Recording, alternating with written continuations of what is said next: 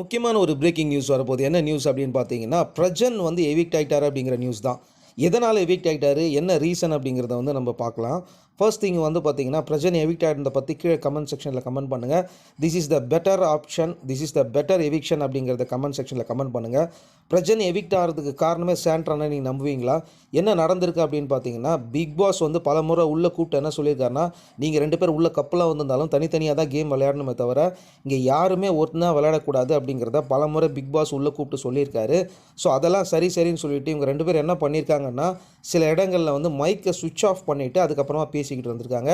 எக்ஸாம்பிளுக்கு சொல்லணும் அப்படின்னா, நீங்கள் ட்ரெஸ்ஸிங் ரூமில் அந்த பக்கமாக சரி, அதே மாதிரி ரெஸ்ட் ரூம் போயிட்டு வரும்போதும் சரி, இந்த மாதிரி இடங்களில் வந்து பார்த்திங்கன்னா தொடர்ந்து இவங்க வந்து மைக் இல்லாமலே பல இடங்களில் வந்து தொடர்ந்து பேசிகிட்டு இருந்திருக்காங்க. அதாவது என்ன சொல்லுவாங்கன்னா, கேம் ஃபிக்ஸிங் அப்படின்னு கேள்விப்பட்டிருப்பீங்களா?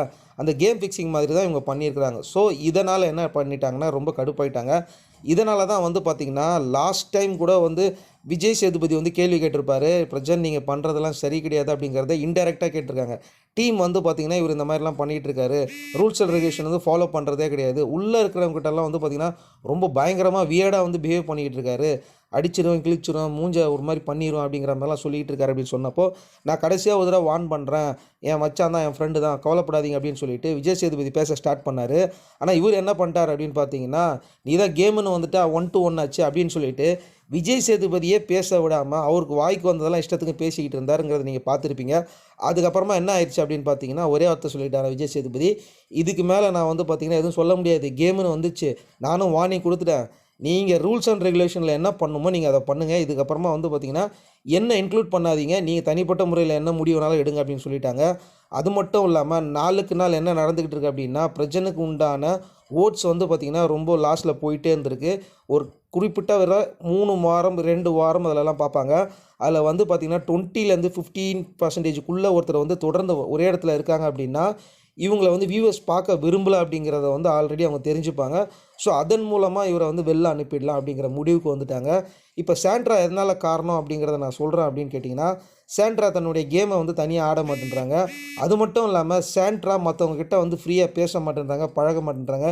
எதுக்கு எடுத்தாலும் வந்து பார்த்திங்கன்னா, இங்கேருந்து உடனே வந்து எதை பேசினாலும் எதை சொன்னாலும் அப்படியே அங்கேருந்து பார்க்குறது. அப்போ இவர் சாண்ட்ரா கிட்ட சண்டை போட்டுட்டு இருந்தார் அப்படின்னு பார்த்தீங்கன்னா, இது ஒரு ஆர்டிஃபிஷியல் ஃபைட். பல இடங்களில் வந்து சாண்ட்ராவை திட்டுற மாதிரிலாம் பேசியிருப்பார். பார்த்தீங்களா, நாங்கள் தனியாக கேம் ஆடுறோம், 2 பேர் கப்புள்ஸாக வந்தால் கூட வந்து தனித்தனியாக கேம் ஆடுறோன்றதெல்லாம் ஃபிக்ஷன். இது எல்லாமே தெரிஞ்சிருச்சு. நம்ம கொஞ்ச நேரம் வந்து சண்டை போடுற மாதிரி பண்ணுவோம், அப்போ தான் மற்றவங்க நம்புவாங்க அப்படிங்கிறத இவங்க பேசி வச்சுக்கிட்டே பண்ணியிருக்கிறாங்க. இது எல்லாமே டீமுக்கு தெரிஞ்சு போச்சு. ஸோ இதுக்கு மேலே வந்து பார்த்திங்கன்னா, நம்ம உள்ளே உட்கார வச்சோம் அப்படின்னா, ஏற்கனவே நம்ம டீமில் உள்ள கண்டஸ்டண்ட்டில் கூப்பிட்டு வந்து கழுவி ஊற்றிக்கிட்டு இருக்காங்க. எங்கே தான் ஏன் பிடிச்சிட்டு வந்தீங்கன்னு சொல்லிட்டு. ஆல்ரெடி இவங்க 2 பேரும் வந்ததுக்கப்புறமா நிலைமை இன்னும் மோசமாக மாறி. ஸோ இவங்களால் வந்து பார்த்திங்கன்னா மற்றவங்களும் கேமை வந்து ப்ளே பண்ண மாட்டேன்றாங்க. எக்ஸாம்பிளுக்கு சொல்லணுன்னா, உள்ள சில பேர் வந்து பார்த்திங்கன்னா கண்டென்ட் கொடுத்துட்டு இருந்தாங்க, அவங்களும் கண்டென்ட் கொடுக்குறது யோசிக்கிறாங்க.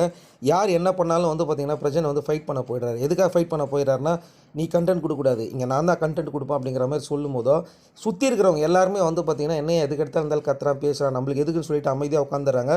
இதனால் எல்லாருடைய கேம் வந்து ஸ்பாயில் ஆகிட்டு இருக்குது. இன்னொரு பக்கம் சாண்ட்ரா வந்து பார்த்திங்கன்னா, அவங்க அதுக்கு மேலே வந்து பயங்கரமாக கேமை ஸ்பாயில் பண்ணிகிட்ருக்காங்க. அதாவது உங்கள் கேமை நீங்கள் ஆடணும், மற்றவங்க கேமை நீங்கள் ஆடக்கூடாது ஃபஸ்ட்டு. 2வது விஷயம் வந்து பார்த்திங்கன்னா, உள்ளே என்ன வேணாலும் பண்ணுங்கள், சண்டை போட்டுங்க, அடிச்சிங்க, என்ன வேணாலும் பண்ணுங்கள்.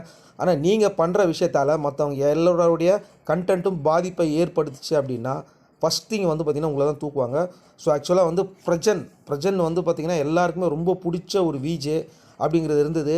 பிபிக்குள்ளே வந்ததுக்கப்புறமா பிரஜனை பார்த்து எல்லோரும் பயப்படுவாங்க. பிரஜனுக்கு இருந்த ஃபேமே வந்து பார்த்திங்கன்னா உள்ளே போயிடுச்சு. அதுக்கு காரணம் வந்து பார்த்திங்கன்னா, கொடுத்த ஆப்ஷனை கரெக்டாக விளையாடலை அப்படிங்கிறது தான் உண்மை. உள்ளே போய் கத்திட்டு சண்டை போட்டால் மட்டும்தான் அதில் வின் பண்ண முடியும் அப்படின்னு பார்த்தீங்கன்னா, அந்த மாதிரி எனக்கு தெரிஞ்சு பெருசாக யாரும் வின் பண்ணதெல்லாம் இல்லை. எங்கே சவுண்டை எங்கே வாய்ஸை ரைஸ் பண்ணுமோ அங்கே தான் வாய்ஸை ரைஸ் பண்ணணும். நீங்கள் ஆர்டிஃபிஷியலாக ஒன்று பண்ணிக்கிட்டே இருந்தீங்கன்னா ரைஸ் பண்ணி வெளில அனுப்பிடுவாங்க. ஸோ இப்போ பிரஜன் வெளில போயிட்டார்.